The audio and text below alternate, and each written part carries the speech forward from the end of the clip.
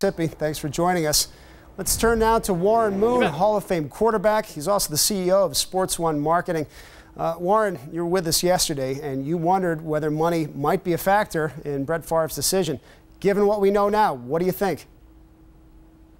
You know, I'm really not sure. I'm sure the ankle has a lot to do with it as far as his health and wanting to make sure that he's in top physical condition before he goes out through the rigors of an NFL season. But there are ways for asking for more money without asking for more money. And if Brett wasn't interested in getting more money, this would be a way to do it, to maybe put out a little bit of a tactic that says, hey, I might be retiring. And I think it got the Vikings brass got their attention, and all of a sudden now they are offering more money. So who knows? Maybe it had something to do with it. Maybe it didn't. But there is money being talked about now. As Ed Werder was just saying to us, Brett Favre did speak up later in the day through Steve Mariucci, and then he didn't give an interview until today. What do you make of the fact that it took him, there was a gap of time between when the stories first broke and when he spoke? What do you think about that? Well, I think there must be some type of a strained relationship between Brett and his coach, and also maybe the management, that he can't go straight to them and let them know exactly what he's thinking, that he has to go through some type of spokesperson in order to get his message across. If he did have a great relationship with the ownership, I wouldn't see why he wouldn't just pick up the phone and tell them, no, there's no truth to those rumors, and I'm still on the same course as what we've had in the past. And I think they had just had a meeting a week prior with his head coach, so it seems kind of weird to me that all of a sudden now, a week later after having that meeting with his coach, he's talking about retirement. If you're in that front office, obviously you're not, but if you're in that situation with them on any team, and you've got a player who's in a situation like this, what's your attitude dealing with them? You've got one of the greatest players in the history of the game. He's going to make your team better, but it's got to be somewhat frustrating. How do you balance that? Well, that's what they're trying to do. They're trying to go ahead with the football team that they have on the field. They're trying to work as if Brett might not be there. Say if he was injured and out for the season, how would they work with him?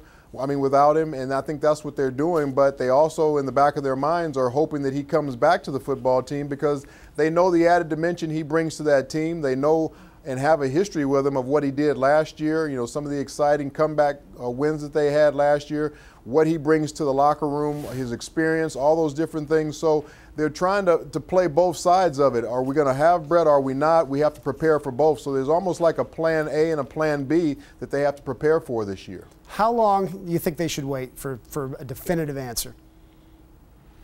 Well, I think last year they waited all the way to the end of August, almost to the first regular season game, I think a week before the regular season game. So I would think with the results that they had last year off of that, they could wait at least that long. That'll give him another 3 weeks or so to get himself ready to play, give that ankle a chance to continue to heal and progress, and we'll see what happens then. But I think the Vikings would even be willing to go into the regular season a few weeks if it takes that long to get him healthy, if he wants to still play football. From what you know about him, if he doesn't play that first week, the Elias Sports Bureau has said that his record streak of starting games is over.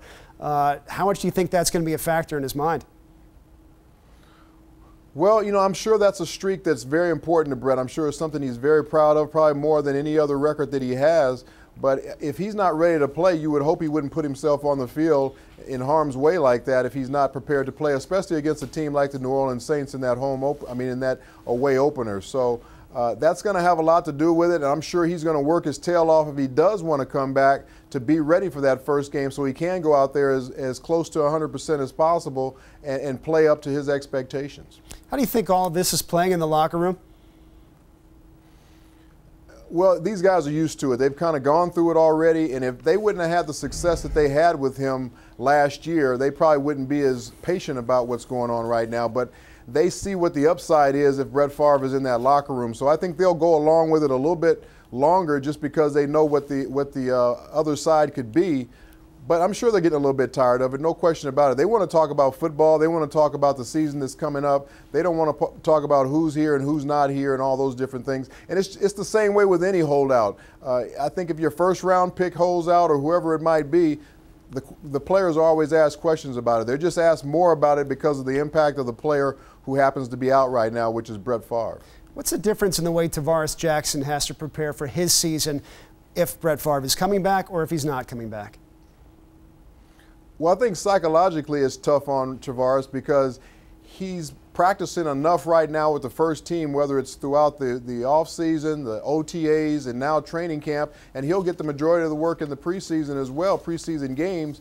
So you would think the way he's practicing, he would be the starter for the year. But I think in the back of his mind, he knows Brett Favre could walk in that locker room at any moment, and he'll be back to a backup role. But this is valuable work for him come the future, because he is the future of that football team, and I think he can be a good player down the road, especially having the chance to learn from Brett Favre, watch him play, and all the work that he's getting right now. It can only pay dividends in the future. All right, Warren Moon, as always, thanks so much for joining us.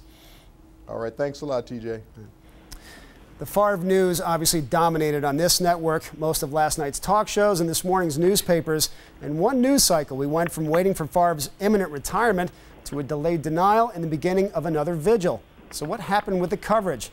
Let's bring in a couple of guests to talk about that. Michael Heastand covers sports media for USA Today. And Bomani Jones is the host of The Morning Jones on Sirius Channel 98 Hard